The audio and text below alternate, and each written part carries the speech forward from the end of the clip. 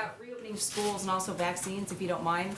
First of all, reopening schools, there were a lot of questions today up on the Hill about when indeed that can happen. When will the White House, and will the White House issue guidance benchmarks for various communities on when that can happen and how soon that can happen? There's a lot of concerned parents, as you know, across the country.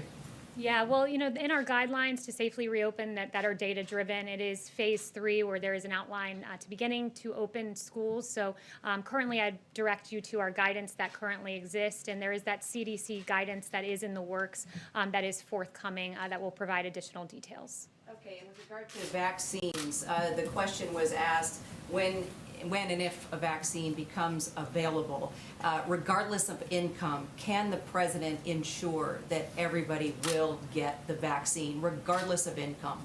Look, the president will go to great efforts to ensure that. I don't want to get ahead of any announcement on his part, but I would say this, that when it came to testing, there was that same question. What if I'm uninsured and don't have the ability to afford a test? This president, before it was even addressed in Congress, called in the private sector and got companies to say, yes, we will cover both treatment and we will cover testing, and then eventually that was inscribed into law.